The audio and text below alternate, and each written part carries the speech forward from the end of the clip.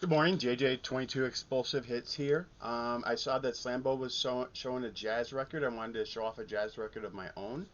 It is John Coltrane, Love Supreme, one of my favorite jazz records of all time. I love the tune Love Supreme that's on this record.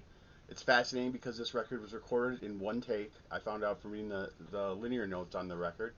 Um, as well as one of my favorite movies that I also interned on back in college was a Spike Lee film called Mo Better Blues, and he played Love Supreme in an entire rendition of a montage in the end of the movie, and my understanding is he paid a lot to get the rights to it to be able from the estate to be able to have that in his movie.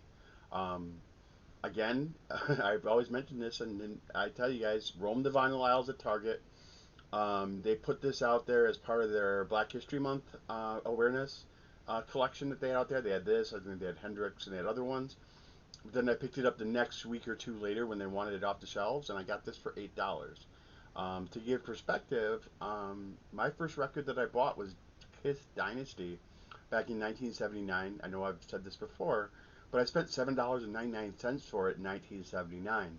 So picking this up for $8, that's brand new, gives perspective as far as you know, it's cheap. That's all I'm saying. I mean, with inflation and some of the you guys are paying, I heard out there for Blue Note records. Um, I also wanted to share mine, as well as I do have a Blue Note story.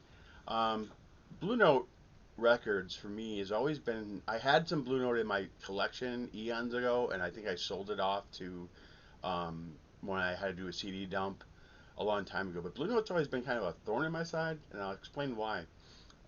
When I first got to New York, I was kind of nicknamed in college as being Richie Cunningham because I was from Milwaukee. I wasn't part of the Brooklyn. I mean, I had friends like Andrew Cavada talk like this. How you doing? I'm from Brooklyn. How you doing? Hey, I'm from Brooklyn. Hey. He was our valedictorian. The guy that talked like that. And he has a really cool accent, and so the name. And I also was wearing a athletic jacket. I wasn't in sports, but I did play something called comedy sports, and I had a jacket that I wore that was very similar to the one behind me. That's a replica of the Eddie Murphy jacket, Letterman style jacket that I wore. So it kind of added to that persona that I was Richie Cunningham. And that actually got accented when I was walking through Brooklyn Heights one day, and I had a guy run up to me and approach me. And I was brand new to the city. I was from the Midwest, and he approached me and he said he needed $20 because he was in trouble for some medical thing or something like that. And he asked me, he said, "Have you gone to the Blue Note Cafe?" And I was like, "No, but I mean, I just got to New York. I'm dying to go to the Blue Note Cafe, and I want to check it out. The jazz music there. I've heard nothing but good things." He's like, "I work there, and you can give me the $20 and just call the Blue Note Cafe, and they will get you in front row to see the next act or whatever. They will get you hooked up with tickets." So I gave him the $20, and then I called the Blue Note Cafe and trying to get my seats because I'm excited and I'm going to get into the Blue Note Cafe. Well, that didn't work out. Turned out he was a scam.